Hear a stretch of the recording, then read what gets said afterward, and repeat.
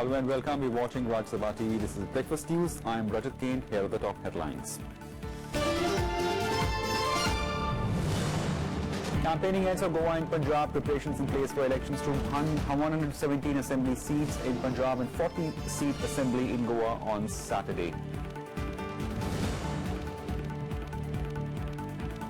Government launches achievement during discussion on the motion of thanks on President's address in Rajya Sabha. Opposition gives 651 amendments.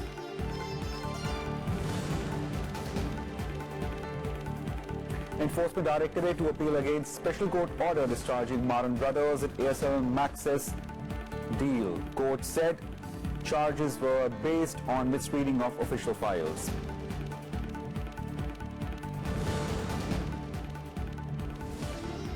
While in protest in Nagaland over a decision on 33% reservation for women in municipal polls, Army called in. Section 144 imposed in Kohima. Police say situation under control. And the White House defense raids targeting Al-Qaeda in Yemen says it was a very thought-out process. 23 civilians, including 10 children, were reportedly killed in operation.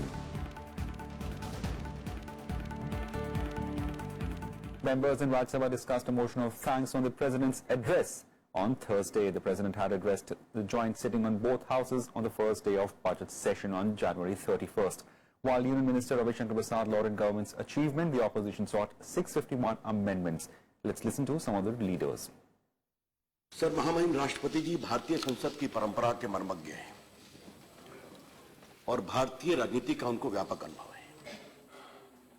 अपने उस लंबी यात्रा में उन्होंने भारत के विकास की यात्रा को भी देखा है और आज देश के संवैधानिक प्रमुख के रूप में उन्होंने जो बजट सत्र के उद्घाटन के अवसर पर अपने उद्गार प्रकट किए हैं वो देश के बदलाव का संकेत है।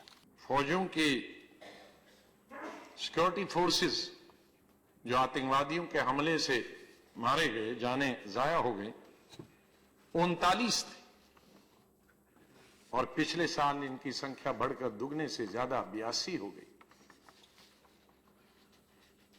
और हम भी अभी भी कहते हैं बहुत इंप्रूवमेंट हुई और सैकड़ों जख्मी हो गए।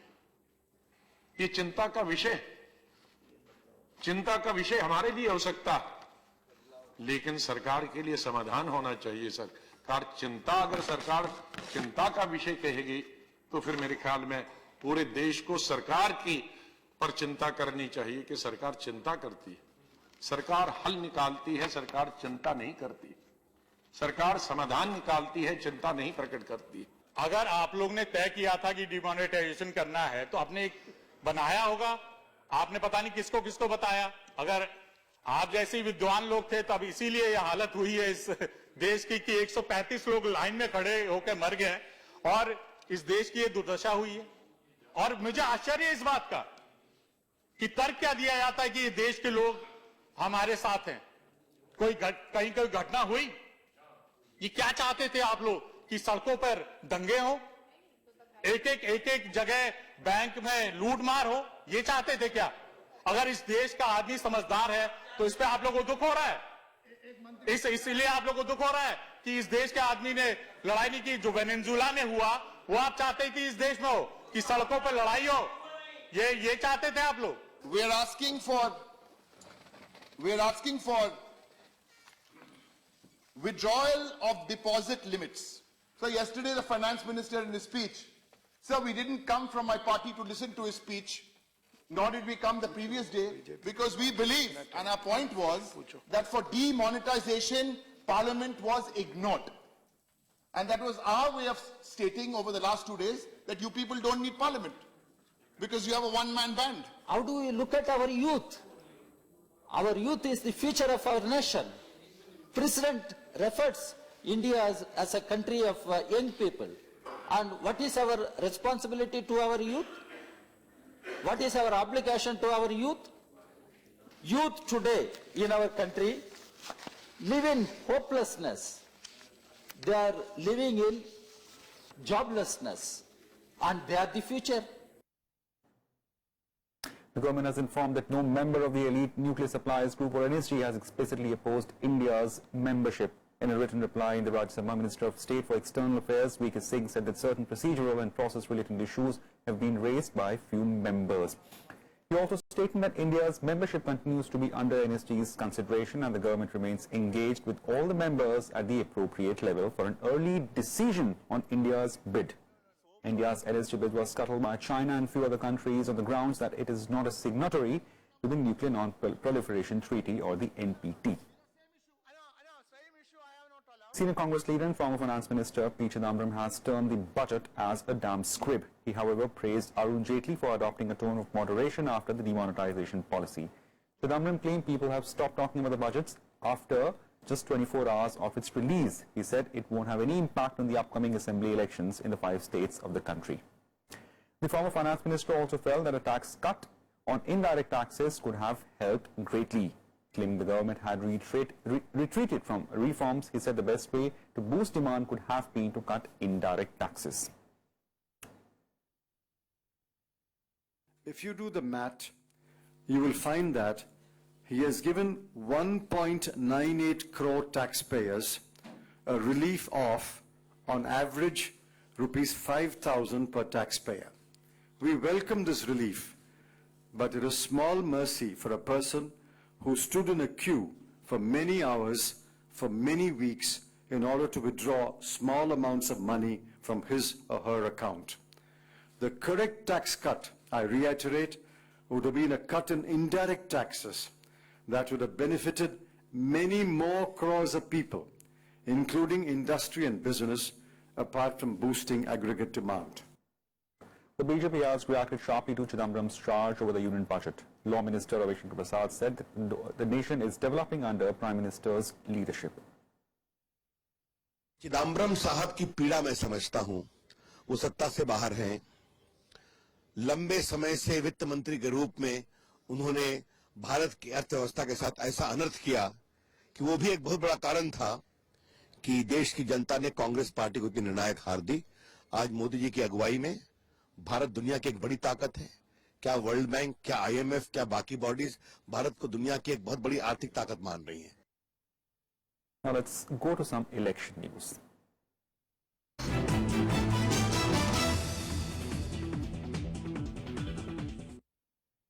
With campaigning for Goa and Punjab ending Thursday, the 2 states are preparing for the big poll day on Saturday, that is February 4th. In Punjab, polls preparation are in place for elections to 117 seats in the state assembly. 1,145 candidates are in fray this time. Punjab will witness a multi-cornered contest on almost all the seats, while Congress is going alone 117 seats. Ruling Shiromani Akali Dal and its ally BJP will contest on 94 and 23 seats respectively. New entrant Aam Aadmi Party has fielded 110 candidates and its ally Lok Insaf Party will contest on 7 seats. 6 candidates are in fray in Lambi in Muktasar district, where Chief Minister Prakash Singh Badal and State Congress Chief Amrinder Singh are contesting. Goa too will witness a 3-cornered fight on its 40 assembly seats. 251 candidates are in fray, including 19 female candidates. The ruling BJP, opposition Congress and new entrant AAP are pitted against each other. While the BJP had won in 2012 elections in alliance with Maharashtra Gomantak Party, this time it has been abandoned by its allies who are now engaged against it. Congress has fielded 37 candidates and is supporting Goa Forward. BJP is contesting on 36 seats and supporting independents on 4 constituencies. The Aam Aadmi Party is contesting on 39 seats. Shiv Sena is contesting the elections in alliance with rebel RSS leader Subhash Velinkar, led Goa Suraksha Manch and Maharashtra Gomantak Party. Counting of votes will take place on March 11th. The Election Commission has hit out at the government for failing to follow its instruction regarding model code of conduct during elections. Expressing unhappiness at non-compliance of its direction, the Election Commission has directed the Cabinet Secretary to ensure that ministries do not approach it directly seeking model code clearance for cabinet proposals. The poll panel also said that it will not entertain last-minute requests seeking approvals and it leads to creating undue pressure on the election watchdog. The EC specifically mentioned that Finance Ministry, Niti Aayog and Defence Ministry failed to refer important matters to it during model code period, leading to give priority to matters over time-binding issues. The Congress party has released a list of 29 candidates for the upcoming assembly polls in Uttar Pradesh. It has fielded Aditi Singh, daughter of Akhilesh Singh, the five-time MLA from Raebareli seat, which is also pocket border of Congress party. The party has also fielded sitting party MLA Ajay Rai, who unsuccessfully contested the Varanasi Lok Sabha elections against Prime Minister Narendra Modi in 2014 from Pindra Assembly constituencies.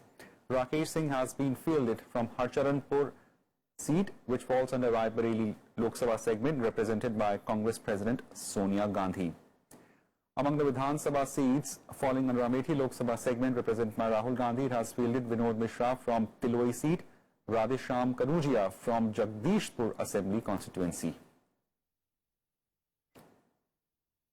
In Uttar Pradesh, Congress Vice President Rahul Gandhi and Chief Minister Akhilesh Yadav will hold a joint roadshow and a rally in Agra today. This will be a second roadshow by two leaders after a joint press conference in Lucknow this Sunday. 7-phase elections for 403 assembly seats will begin on February 11th. The Congress and the Samajwadi Party are contesting elections in alliance. As per the alliance, Congress is contesting on 105 assembly seats, while Samajwadi Party will be contesting on 298 assembly seats.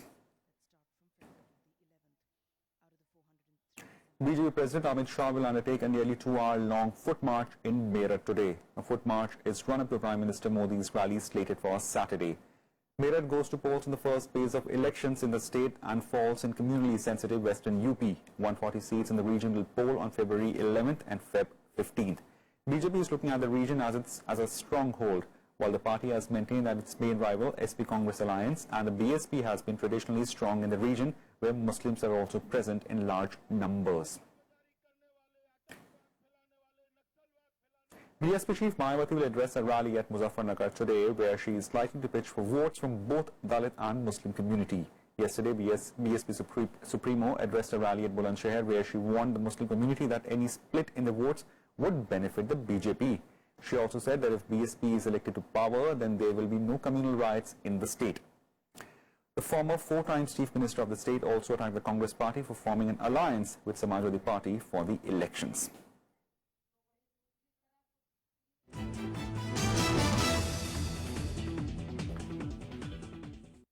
Now, a day after Union Budget, Union Revenue Secretary Hasmukh Adhia asserted the political parties will have to file audited returns by December every year or run into the risk of losing tax exemption.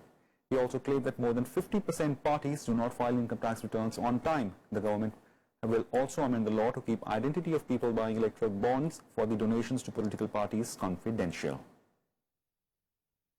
Fixing a ceiling of 2,000 rupees on anonymous cash donations to political parties, the government is planning to infuse fiscal discipline in them. It will do this by amending the law to make filing of returns mandatory by December end of any assessment year. Revenue Secretary Hasmukh Adhia said on Thursday that political parties will lose their exemption status if they don't file their ITRs by December end. For the last 2 years, over 50% parties haven't filed their ITRs on time. These are smaller parties which don't bother to file returns. Right now, many political parties file tax returns after 2 to 3 years. The government will also amend the Representation of People's Act to ensure secrecy of the electoral bond buyers and will soon notify the banks that will be eligible to issue such bonds.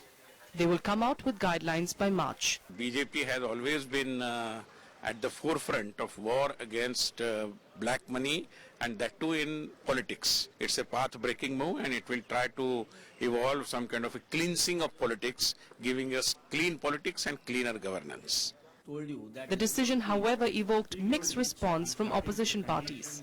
The political party which was claiming that there should be a corruption-free India, they should try to bring in a Lokpal first. जो भी चंदे पार्टियों को मिलते हैं वो बिल्कुल transparent होना चाहिए, पार्टियों को अकाउंट मेंटेन होना चाहिए और उनको इस काम के लिए एक रीजनेबल समय दिया जाना चाहिए. अगर रीजनेबल समय पहले दिया जा चुका है तो सरकार का स्टेप यह कहना सही हो सकता है. The government should reopen the discussion on state funding of elections. Then only we can think of comprehensive electoral reform and political funding can be defined. Political parties registered with the Election Commission of India are 100% exempted from paying income tax under Section 13A of the Income Tax Act 1961. but only if they file their income tax returns every assessment year along with audited accounts, income, expenditure details and balance sheet. Kriti Mishra, Rajya Sabha TV. Time for a short break. More on the other side.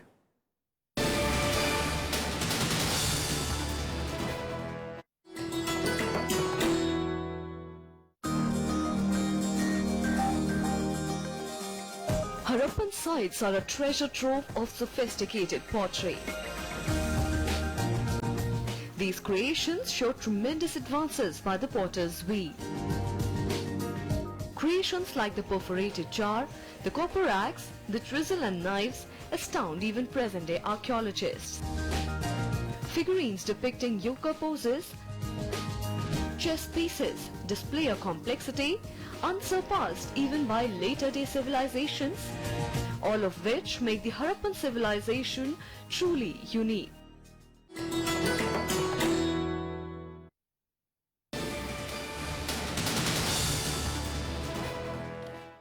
Now, welcome back. Nagaland calmed down late on Thursday night after state government called in 5 columns of Indian Army and imposed Section 144 in Kohima after protests turned violent.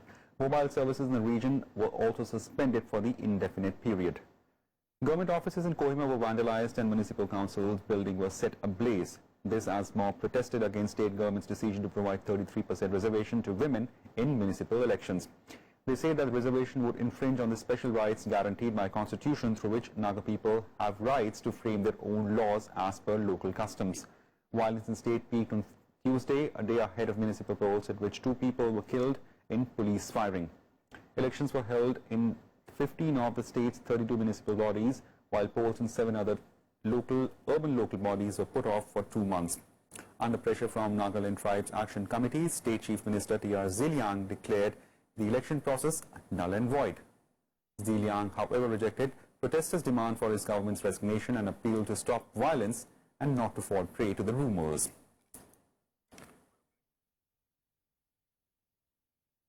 For more, we have with us Jeffrey Eden, Editor-in-Chief of Nagaland Post. Mr. Eden, what's the latest in situation on the ground? Well, let me first clarify. The protest was not against the reservation, but against the government for going back on a written agreement to defer the polls, urban local body polls, so that during the 2-month period of deferment they would come to some kind of a resolution about issues not only reservation but also certain clauses of the Municipal Act pertaining to taxation and things like that. So it is quite a complicated issue. So unfortunately, the government had precipitated this crisis by its confused stand. First, it had agreed to defer the polls, which was to be held on February 1st. But on February 1st, polls were held in some of these places. So the NGO leaders were angry. And then later, what happened was that the government, after the polling has been completed, it nullified the process, which is again confusing. Now, the sad part is when the government has gone back on its word, then public got angry, they protested, and all these things happened, and it is very unfortunate, especially now. Right. I would say 2 wrongs do not make 1 right. The government has done a wrong thing. The mob that had created all this thing in Kohima has also done the wrong thing. Right. We're very saddened by these things. Right, Mr. Eden. Thank you. Yeah. News from another northeast state. The centre will hold a tripartite dialogue with Rebel Naga Group and United Naga Council in Manipur today in a bid to end nearly 3-month-old economic blockade of national highway in the state. The centre has assured all the stakeholders of an assistance to the Election Commission for the peaceful polls in the state, as government expressed hope that blockade will soon be lifted. Polling for 60-member assembly seat in Manipur will be held on March 4th and March 8th. The Home Ministry earlier directed paramilitary forces to increase their presence at trouble spots to prevent any untoward incident. Normal life in the state has been affected as prices of essential commodities have skyrocketed due to highway being off limits for the trucks.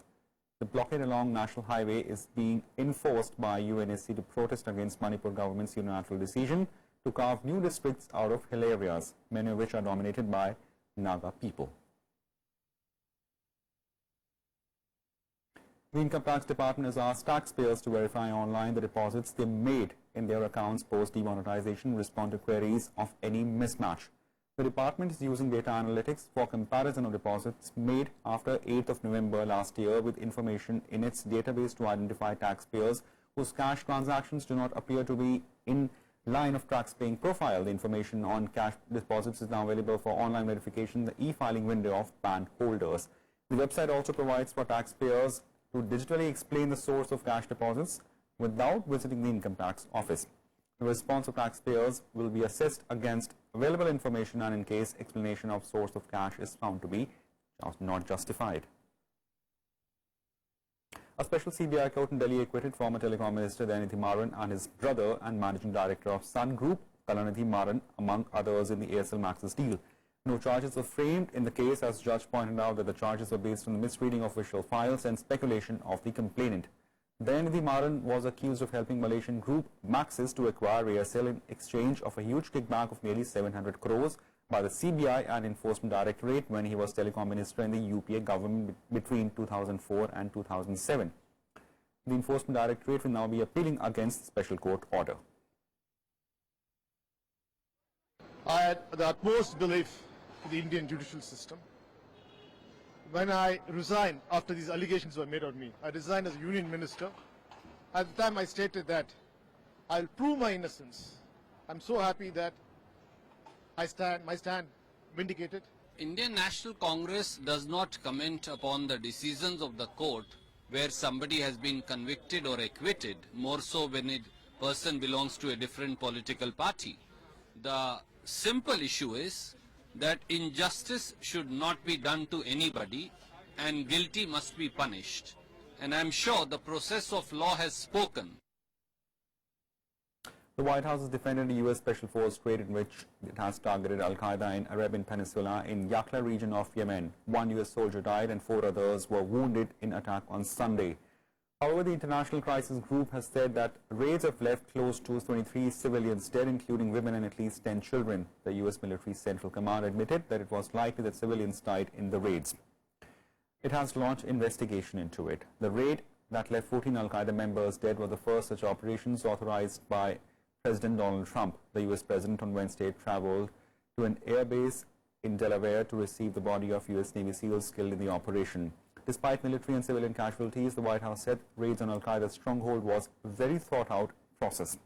Al-Qaeda has taken advantage of civil war in Yemen to entrench its presence in the south and southeast of the country. It's hard to ever call something a complete success when you have the loss of life or people injured.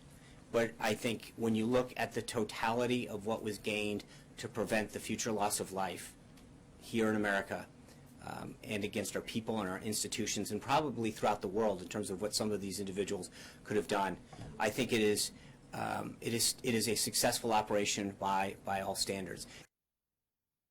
Now, the U.S. President Donald Trump doesn't appear to be in a mood to ease tension with the Australian Prime Minister Malcolm Turnbull, even as his counterpart down under looked to move past a contentious phone call. The phone call between Trump and Turnbull took place on Saturday, which called into question a refugees resettlement deal. The Washington Post reported that conversation should have lasted an hour, but was abruptly ended after 25 minutes by Trump. Trump later tweeted that he would study the dumb deal, and on Thursday he continued to criticize the agreement, saying that countries around the world were taking advantage of the United States. The Australian Prime Minister, however, took to the radio to debunk reports that Trump had hung up on him to end the contentious call. We had one instance in Australia. I have a lot of respect for Australia. I love Australia as a country, but we had a problem where, for whatever reason, President Obama said that they were going to take probably well over 1,000 illegal immigrants who were in prisons. and they were going to bring them and take them into this country. And I just said, why? I just wanted to ask a question. I can ask that question of you, why? The president is unbelievably disappointed in the previous administration's deal that was made and how poorly it was crafted and the threat to national security it put the United States on. He has tremendous respect for the Prime Minister and for the Australian people and has agreed to continue to review that deal. And I'm not going to comment on the conversation other than to say that in the course of the conversation, as you know, and as was confirmed by the President's official spokesman in the White House, the President assured me that he would continue with, honour the agreement we entered into with the Obama administration with respect to refugee resettlement. That's it for now. Keep watching Rajya Sabha for more.